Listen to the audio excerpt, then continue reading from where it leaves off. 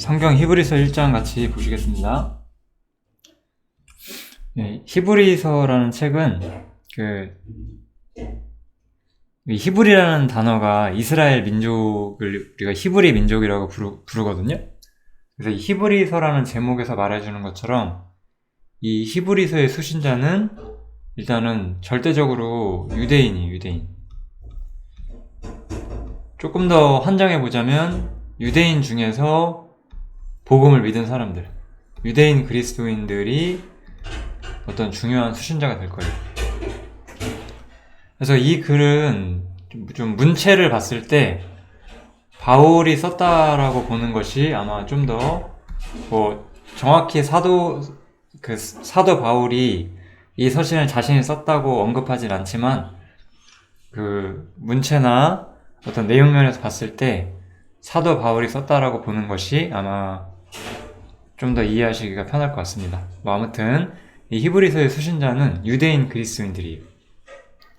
이 부분을 처음부터 끝까지 아시면서 성경을 읽으셔야 돼요. 히브리서는 좀 약간 난해한 부분들이 좀 있어요. 그래서 그런 부분에서 좀 정확한 해석을 하기 위해서는 이 서신의 목적이 무엇인지를 잘 생각을 하셔야 돼요. 그래서 첫 번째로 히브리서의 수신자는 바로 유대인 그리스도인들이다. 이렇게 일단 생각을 하시면 좋겠습니다. 그래서 첫 번째 보시면 옛적의 선지자들로 우리 여러 부분과 여러 모양으로 우리 조상들에게 말씀하신 하나님이 이렇게 말하죠. 옛적의 선지자들, 우리 구약시대의 선지자들이 있죠. 모세 때부터 말라기까지 계속 선지자들이 있었어요. 그들로 여러 부분과 여러 모양으로 우리 조상들에게 말씀하신 하나님이, 여기서 우리 조상이라고 하면 이방인을 절대 생각할 수 없어요. 여기서는 분명히 유대인들만을 말하고 있다. 이것을 일단 생각하시면 좋겠습니다. 그렇게 말씀하셨던 하나님께서 이제 이 모든 날 마지막에 아들로 우리에게 말씀하셨으니 이렇게 나오죠. 여기서 마지막이라는 단어를 쓰는 이유는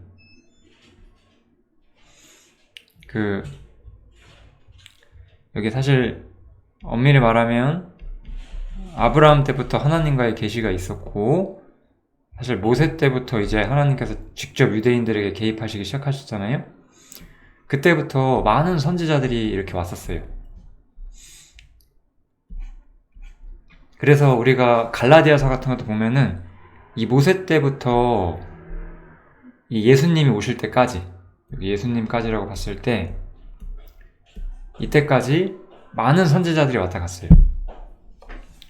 그때 이스라엘은 때로는 회개하기도 했지만 그 전체적인 흐름을 봤을 때 점점 영적 상태가 하락을 한 거죠. 계속 영적 상태가 하락하게 돼요. 이스라엘의 영적 상태가 하락하게 되는데 그 마지막에 어떠한 선지자들을 보내도 이스라엘이 돌이키지 않았기 때문에 마지막에 이제 아들을 보내셨다. 예수님이 아들이시잖아요. 마지막에 아들을 보내셨다라고 보는 거예요. 그래서 이 아들을 만유의 후사로 세우시고 이제 예수님께서 만유의 후사가 되셔요. 우리는 그냥 항상 좀 이렇게 단순하게 생각할 때가 있어요. 예수님이 내 죄를 용서해 주셔서 나 이제 천국 갈 수 있다, 이런 거. 그건 당연히 이제 모든 신앙의 기초가 되는 것인데, 우리가 성경을 읽으면 성경은 그 이상의 이야기를 하잖아요. 그럼 우리가 그 이상의 이야기에 관심을 가져야죠. 그래서 아들을 만유의 후사로 세우신다는 이야기를 하시고, 또 예수님은 한편으로는 창조주시다라고 말하는 거죠. 이건 제가 뒤에서도 다시 말씀드릴게요. 이 두 가지 예수님의 위격이 좀 자세히 설명이 되고 있어요. 그래서 예수님에 대해서 이야기하고자 하는 것이 이 서신의 목적이에요. 여기 보면 나오죠? 이는 하나님의 영광의 광채시오 그 본체의 형상이시라. 이 하나님의 영광의 광채이자 그 본체의 형상이시고 또 그분의 능력의 말씀으로 만물을 붙드시며, 여기까지를 보시면 이것은 창조주의 영광이죠. 창조주로서의 영광이고 하나님 자신이 가진 영광이에요. 이 영광은 인간이 쫓아갈 수가 없어요. 이런 하나님 본연의 본성으로부터 오는 영광이거든요. 사실 예수님께서 절대적으로 죄를 지으실 수 없다는 부분도 사실 여기에 속해 있어요. 절대적으로 죄가 없으시다는 것. 죄가 없으신 분이라는 것도 이 예수님의 창조주의자 하나님으로서의 영광에 속하는 하나의 속성일 수 있죠. 그러니까 우리가 구원을 받았다고 해서 무죄하신 예수님을 쫓아서 우리도 무죄하기를 추구한다면 어떻게 될까요? 절대로 우리는 그거를 추구할 수가 없어요. 왜냐하면 이거 하나님 본연의 영광이시거든요. 그 다음 두 번째 측면에 나와요. 제가 앞에서 말씀드렸던 것처럼 그 만유의 후사와 창조주의 영광이 있었잖아요. 이번에 만유의 후사가 되는 영광이죠. 이 만유의 후사가 되는 일에서는 죄를 정결케 하는 일을 하셨어요. 죄 문제를 해결하시는 일을 예수님께서 하셨고, 이 죄 문제를 해결하셨기 때문에 하나님 보좌 우편에 앉게 되셨죠.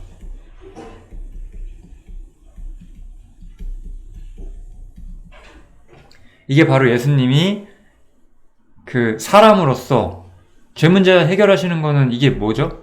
이게 사람으로서 예수님이 순종하셔서 이루신 영광이잖아요. 그래서 순종을 통해서 이루신 영광이기 때문에 이것을 통해서 하나님 보좌 우편에 앉으시게 되었고, 이것은 이제 예수님이 창조주 하나님으로서의 영광이 아니라 둘째 사람으로서, 우리 첫째 아담이 죄를 지었지만 그 마지막 아담인 예수님께서는 죄 문제를 해결하시는 거잖아요. 그래서 둘째 사람으로서 예수님께서 이루신 영광이에요. 그래서 우리는 그리스도인이 된다는 것은 이 둘째 사람과 연결된 사람이 된다는 뜻이에요. 우리 첫째 사람 아담, 첫 아담이라고 할게요. 이 첫 아담과 연결된 사람들은 전부 죄인인 거잖아요. 그래서 제가 다른 여러 성경들, 로마서나 뭐 여러 가지 성경에서 말씀드렸던 것처럼 첫 아담에게 우리가 속해 있었어요. 그런데 우리가 이 둘째 사람인 그리스도께로 들어와요. 우리의 소속이 바뀌게 돼요. 이게 바로 성경에서 말하는 구원이다. 이렇게 생각을 하시면 좋겠습니다. 구원이란 단어는 여러 가지 측면이 있죠. 하지만 가장 어떤 구원의 본질에 가까운 단어는 첫 아담에서 우리가 둘째 사람에게로 예수님께 속한 사람으로서 이동되게 되는 것이 바로 어떤 최종적인 구원의 모습이다. 이렇게 보시면 될 것 같아요. 그래서 예수님의 두 번째 영광은 바로 순종하신 사람으로서의 영광이죠. 그럼 우리는 어떤 영광에 참여하게 될까요? 우리는 창조주 자신의 영광에 우리가 들어가지 못해요. 우리는 피조물이고 우리는 완전한 존재가 아니기 때문에. 그렇지만 하나님께서는 우리를 영광으로 입히셔서 어떤 영광으로 입히시는 거예요? 이 둘째 사람이 이 죄 문제를 해결하심으로써 얻으신 영광, 이를 통해 얻으신 영광으로 우리에게 옷을 입혀주시는 거죠. 우리는 그 영광을 힘입어서 하나님께로 나아가는 거예요. 물론 거기서 우리의 죄 문제도 해결이 된 상태로. 그래서 이 두 가지 영광이 이렇게 나오게 되죠.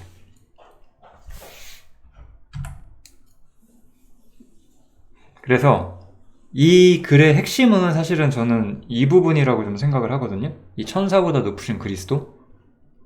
저가, 예수님이죠? 저가 천사보다 얼마큼 뛰어남은 저희보다 더욱 아름다운 이름을 기업으로 얻으심이니 하나님께서 어느 때에 천사 중 누구에게 내가 내 아들이라 오늘날 내가 너를 낳았다 하셨으며 또다시 나는 그에게 아버지가 되고 그는 내게 아들이 되리라 하셨느뇨. 이렇게 나오죠.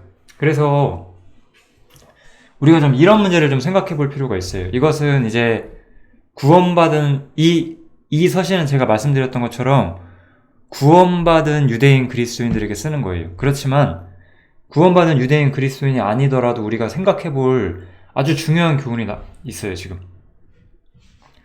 말씀은 항상 하나님께서 자신을 직접 내보이시는 것이 아니라 대리인들을 통해서 하나님께서는 말씀을 보내셨어요, 지금까지.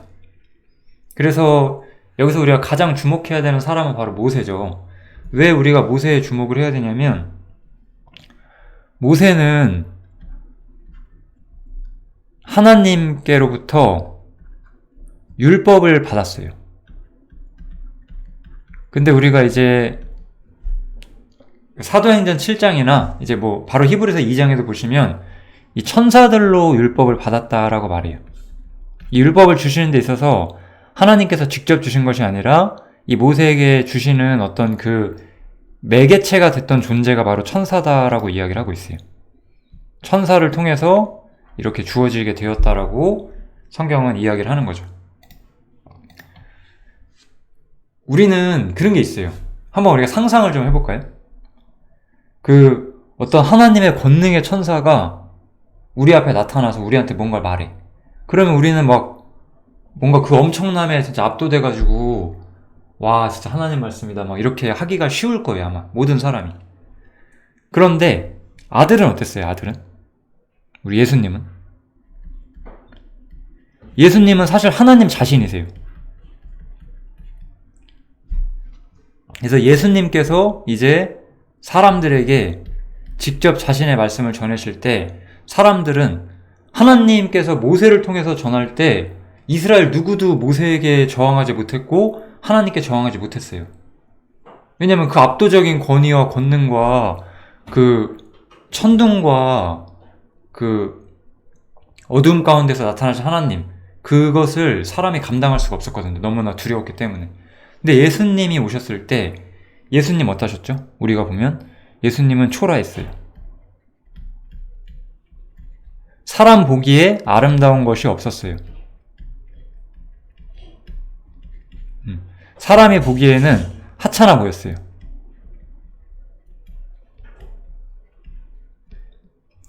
이런 모습으로 사실 진리가 전해질 때 사람은 어떻게 되죠? 쉽게 거절해요. 이게 문제예요. 많은 사람들이 제가 이거는 그 Q&A 그 재생 목록에 보시면 왜 하나님께서 자신의 모습을 드러내지 않는가 제가 그 얘기를 한 적이 있는데 거기서도 제가 말씀드렸던 것 같아요. 하나님께서 이런 천사의 권능을 이끌고 사람 앞에 나타나면은 모든 사람이 하나님을 인정하기가 쉬워요. 그런데 예수님께서는 그 모든 겉부분을 치워버리시고 아주 초라한 인간의 모습으로 그렇지만 율법보다도 더 완전한 가르침을 전했다는 거예요. 그걸 전했을 때 사람은 어땠어요? 사람은 그것을 철저하게 거부한다는 거죠. 왜? 네가 뭔데 이런 걸 전해? 이렇게 나오는 거예요. 겉보기로 세 보이지 않으니까. 우리 이런 말이 있잖아요. 뭐 맞는 말인지 모르겠지만 이런 말을 들은 적이 있어요. 좋은 말이 명언이 되는 게 아니라 유명한 사람이 말을 하면 그 말이 명언이 된다. 뭐 이런 말을 들은 게 있거든요. 천사를 통해 나타나서 한 말은 너무 압도적이었기 때문에 인간이 그냥 당연히 받아들이는데 예수님이 초라한 인간의 모습으로 오셨을 때는 정말로 많은 사람들이 예수님을 거절했다는 거죠. 그렇게 됨으로써 우리는 천사를 예수님보다 더 높은 것처럼 생각을 해버린다는 거예요. 그래서 이 주제가 중요하다는 거예요. 사람들은 초라한 모습이지만 가장 선명한 진리를 전하셨던 예수님을 잘 알아보지 못해요. 여러분들에게는 이런 모습이 없나 생각을 해보셔야 되는 거예요. 왜 바리새인들과 이스라엘이 예수님을 거절했죠? 예수님의 모습 속에서 그분이 가르치는 말씀 속에 있는, 그분의 삶 속에 있는 참다운 신적 권리를 보지 못하고 그냥 겉보기로 아무것도 아닌 것처럼 보이니까 무시한 거잖아요. 지금도 어때요? 엄청나게 거대한 교회와 엄청나게 유명한 사람들이 거짓 가르침을 전하는 것은 쉽게 받아들여지지만 지극히 낮은 자처럼 보이는 어떤 사람이 아무런 어떤 뭐 영적 권위나 어떤 육신적인 어떤 그런 뛰어남도 없어 보이는 그런 사람이 진리를 전할 때 사람들은 쉽게 거절하죠. 네가 뭔데 그런 걸 전하냐, 네가 뭘 한다고 그런 소리를 하냐, 이런 얘기. 참 그게 진짜 무서운 거예요. 한번 비교해보세요. 이 두 가지를 비교해보세요. 여러분들이 이스라엘이 살던 그 시대에 그 예수님이 공생애를 하던 시대에 여러분들이 살고 있었다고 생각을 해보세요. 우리가 그때 살고 있었다고. 우리는 조상들에게 배웠어요. 우리가 그 사람들이랑 쳤을 때 천사의 권능으로 폭풍과 우레 가운데서 하나님께서 모세에게 율법을 나눠주는 그 장면을 우리는 봤어요. 하나님에게 정말 압도됐죠. 그런데 어느 날 저 목수의 아들이라고 하는 뭔가 별것도 아닌 시골에서 살던 나사렛에 있었던 뭐 하찮아 보이는 어떤 놈이 갑자기 뭔가를 전해. 우리는 거기서 겉모습에서 일단 편견과 그런 걸 가져버린다는 거죠. 그렇지만 내용적으로 볼까요? 하나님은 모세에게 율법을 전했어요. 예수님은 산상수훈을 전했어요. 사실 산상수훈이 훨씬 더 압도적으로 선명한 진리를 가지고 있잖아요. 구약의 율법에 비해서. 이런 거예요. 천사보다 높으신 거예요, 그리스도는. 그런데 유대인 그리스도인들은 여전히 자신들의 구약적 전통을 중요하게 생각하고 있었다는 거죠. 여기서 천사로 묘사되는 그들의 구약의 전통들. 엄청나게 많이 있죠. 천사에 대한 숭배, 율법, 제사. 이런 모든 것들을 예수님의 가르침보다 여전히 높다고 생각했기 때문에 예수님의 복음을 믿었음에도 불구하고 여전히 천사와 율법과 제사 이것들을 중요하게 생각하고 있었다는 거예요. 그래서 이 히브리서의 기자는 너희는 이제 그리스도인이 되었고 더 이상 구약의 전통에 머물러서는 안 된다. 그것은 실제로는 하나님의 진리와 복음의 가르침을 거부하는 행동이 될 수 있다. 그러한 상태에서 빠져나와야 한다. 이것을 가르치고자 하는 거예요. 엄청난 주제를 담고 있어요. 히브리서라고 하는 책은. 너무나 중요해요. 그래서 사실 우리 시대 그리스도인들에게도 너무나 중요해요. 왜냐하면 현대 기독교는 어떻게 타락하냐면 유대교화 되면서 타락을 해요. 유대교. 점점 유대교화 돼요. 유대교의 가르침을 가지고 들어와요. 그럼 유대교의 가르침이라는 건 뭘까요? 제사장을 세우는 거죠. 성직자. 그 다음에 건물. 성전이죠. 그 다음에 규례죠. 이 세 가지를 세움으로써 교회가 하락을 가는 거예요. 그래서 우리는 히브리서를 통해서 우리가 교회가 영적으로 하락하지 않으려면은 어떤 길을 가야 하는가도 볼 수가 있죠. 그래서 히브리서 굉장히 중요합니다. 그래서 이 예수님은 천사보다 훨씬 더 높으신 분이라고 하면서 여기서 시편 2편을 인용을 해요. 너는 내 아들이라 오늘 내가 너를 낳았다 하셨으며. 이거 무슨 CCM 같은 것도 있죠. 뭐 힘들고 지쳐 뭐 그럴 때 너는 내 아들이라 이러면서 그 노래 가사를 들어보면 너를 우리라고 생각하는 거 있잖아요. 그 가사는 잘못됐죠. 너는 내 아들이라 할 때 이 너는 예수님이잖아요. 우리가 그렇게 잘못된 시대에 살고 있어요. 그 찬송가에서 그 너가 예수님이라고 전혀 읽히지 않거든요. 그 CCM 들어보시면 알 거예요.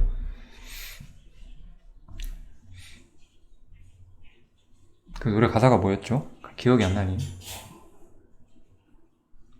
뭐 아무튼 네가 힘들고 이럴 때 하나님이 너한테 말씀하신다. 그러면서 너는 내 아들이라 이렇게 할 거예요. 아마 그 노래 가사가. 너는 그거잖아요. 우리가 하나님의 아들인 건 맞아요. 그런데 이 말씀에서 분명히 이건 예수님을 상징한다는 거죠. 이런 데 있어서 정교함이 필요합니다. 우리가 성경을 제대로 읽으실 때는. 뭐 그 찬송가 부른다고 뭐 엄청나게 뭐 잘못됐다 그런 뜻은 아니에요. 그냥 말씀을 보실 때 정교함이 필요하다는 거죠. 그래서 여기서 예수님은 천사보다 더 높은 하나님의 아들의 위격을 갖고 계신 분이다 이야기를 하죠. 시편 2편은 제가 마지막에 다시 한번 정리해 드릴게요. 좀 중요한 메시지가 담겨 있기 때문에. 그래서 맏아들을 이끌어. 예수님이죠? 예수님께서 다시 세상에 오실 거예요. 세상에 다시 들어오게 하실 때에 하나님의 모든 천사가 저에게 경배할지어다 라고 하면서 천사는 바로 하나님의 종들이다 라고 말하는 거죠. 그래서 천사와 예수님은 주인과 종의 관계가 있어요. 그러면 너희들이 지금 가지고 있는 천사 숭배와 유대의 전통들은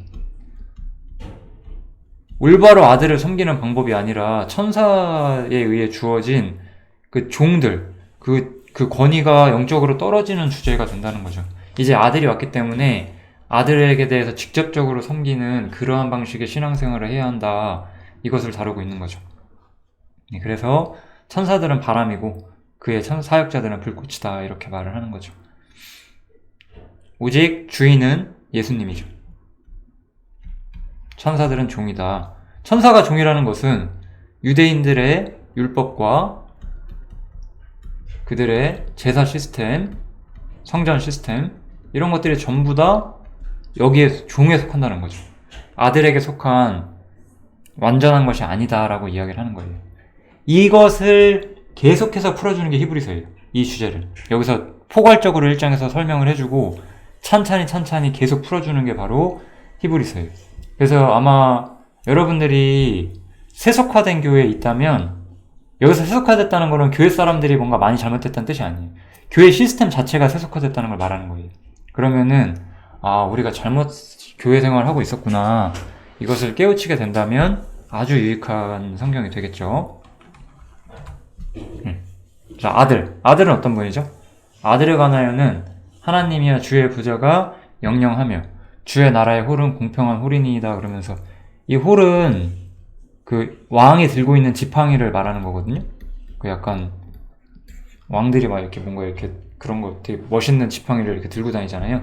그런 걸 홀이라고 하는데, 그래서 여기서 공평한이라는 말은 의의 홀이라는 거예요. 의. 그래서 아들은 의로운 국가의 주인이 될 것이다. 의로운 나라의 주인이 될 것이다. 라고 말하는 거죠. 그래서 하나님이 곧 너의 하나님이 즐거움의 기름을 내게 부어 내 동료들보다 승하게 하셨도다 하였고 이렇게 말하죠. 그래서 여기서 예수님께서는 모든 영광 중에 가장 높은 영광을 소유하게 될 것이다 라고 이야기를 하는 거죠.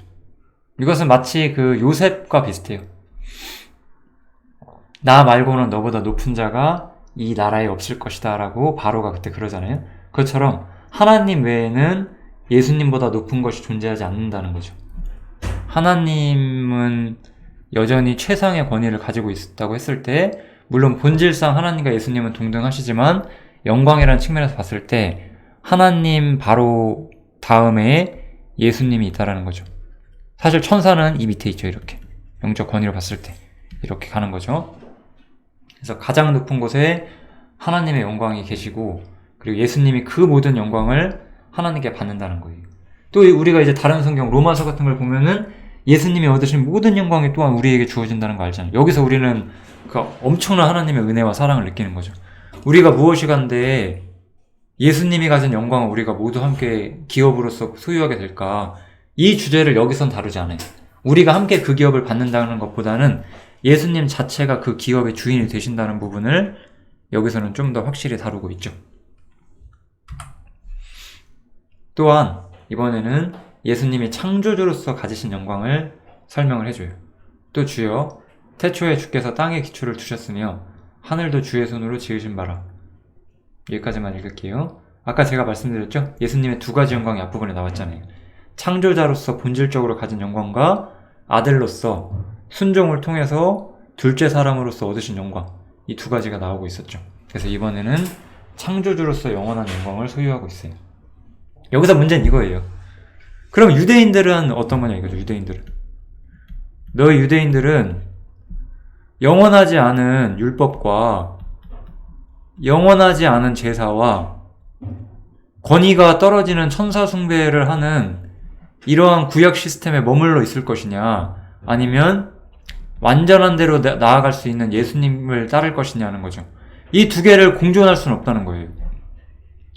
여러분들이 정확히 이해하셔야 되는 게 이거예요. 내가 예수님을 올바로 섬기려면 그 육신적 시스템을 버려야 된다는 거예요. 육신적 시스템을 통해서 예수님을 섬기는 방법이란 거는 없다는 거예요. 그것을 이해하셔야 돼요. 지금도 마찬가지예요. 많은 교회들은 구약의 어떤 전통을 쫓아가고자 해요. 물론 구약을 그대로 지키진 않죠. 그렇지만 어떤 교회 나름대로의 시스템과 그런 걸 정해서 거기에 사람들을 집어넣는 거죠. 그것과 예수님을 동시에 할 수 있는 방법은 없어요. 이걸 천사, 율법, 제사, 성직자 시스템이 들어오면 예수님은 제쳐지는 거예요. 저는 반대로 사는 거예요. 저는 예수님이 모든 것이기 때문에 천사, 율법, 제사, 성직자 제도, 그의 모든 어떤 구약적 그 산물들을 저는 거절했다고요. 그러니까 때로는 종교적인 사람들은 저한테 묻죠. 왜 너는 그렇게까지 하느냐? 그렇게까지 하지 않으면 주님이 오직 주님만이 나의 주님이 되지 않는 거예요. 나는 주님과 다른 걸 섞고 싶지 않은 거예요. 섞지 말라라고 성경은 분명히 말하거든요. 그게 우리가 어떻게 교회 생활을 해야 하는지를 가르쳐주고 있다는 거죠. 그래서 창조자로서 영원한 영광을 얻으시는 측면과 원래 영광 얻으신 예수님의 순종을 통해서 죄를 정결케 하심으로써 얻으신 사람으로서의 영광, 이것이 나오고 있고, 이것은 우리가 이제는 어떤 측면을 따라야 하는지를 분명히 말해주고 있다, 이렇게 보시면 되겠습니다. 또 어느 때 천사 중 누구에게 내가 내 원수로 내 발등상 되게 하기까지 너는 내 우편에 앉았으라 하셨느냐. 여기서 보면 또 천사에게 이런 영적 권위를 주었냐라고 말하는 거죠. 예수님은 만왕의 왕으로서 여기서 나타났어요. 그래서 천사 중 누구에게 내가 내 원수로 발등상 되게 하기까지, 이것은 예수님이 십자가에 죽으신 다음에 십자가를 통해서 완전한 순종을 이루셨고, 이 순종을 통해서 영광을 얻으셨잖아요. 그래서 영광을 얻으시고 지금은 하나님 보좌 우편에 계세요. 그리고 지금이 뭐죠? 지금 예수님께서 우편에 계시는 동안 이 땅에서는 교회가 모이고 있어요. 그리고 이 교회가 모이는 일이 끝나게 되면 예수님이 지상에 재림하시게 되고, 그때는 내 원수로 발등상 되게 하기까지, 이게 심판하신다는 거잖아요. 그때까지는 하나님 보좌 우편에 계신다는 거죠. 천사들이 이런 일을 해봤냐 이거예요. 그거 아니라는 거죠. 그래서 만왕의 왕이신 그리스도를 다시 한번 설명을 하고 있어요. 요게 이제 히브리서 1장의 마지막 구절인데, 지금 히브리서가 굉장히 여러 구약 성경들을 인용하면서 예수님과 구약의 어떤 시스템들을 비교를 하고 있죠. 그래서 여러 가지 인용구 중에서 좀 중요한 성경 구절 2개만 제가 미리 정리를 해드릴게요. 우리가 시편에서 가장 좀 주목하셔야 되는 성경이 3개가 있어요. 예수님에 대한 예언인데, 예수님에 대한 예언 3가지가 있는데, 시편 2편, 시편 110편, 시편 8편이에요. 시편 2편에서 예수님은 왕으로 묘사가 되어 있어요. 이것은 이 땅에서 왕국을 세우는, 사실은 천년왕국까지도 의미하고 있다라고 보시면 돼요. 제가 여기서 자세히 설명은 안 할게요. 이거 자세히 생각하시려면 다니엘서 보세요. 다니엘서 강해도 있으니까 다니엘서랑 마태복음 보시면 돼요. 그래서 하나님께서 이 땅에서 왕을 세우신다는 얘기를 하고 있어요. 땅이라고 제가 좀 써놓을게요. 시편 110편은 아까 제가 앞부분에서 썼던 것처럼 완벽하게 순종하심으로써 지금은 하늘에 계시다는 거. 아까 여기 말했죠? 천사 중 누구에게 내가 내 원수로 내 발등상 되게 하기까지 너는 내 우편에 앉았으라 하셨느뇨. 이렇게 해서 재림하시기 전까지 지금 하나님께서 공중에서, 하늘에서 하나님과 함께 계시는 지금의 모습을 나타내고 있죠. 이러다가 이제 내려오실 거예요. 이 왕의 모습으로 내려오실 거예요. 이제 시편 8편은 제가 히브리서 2장에서 이야기를 하도록 하겠습니다. 재밌습니다. 매우 히브리서 2장은 시편 2편과 110편을 넘어선 더 높은 영적 승리, 우리가 있는 최상의 위치, 이것을 시편 8편에서 이야기를 해주고 있고, 시편 8편에 대한 해석이 히브리서 2장에 나오게 되죠. 히브리서 2장도 좀 아주 재미있기 때문에 잘 보시면 좋겠습니다. 일단 히브리서 1장은 여기서 마치도록 하겠습니다. 감사합니다.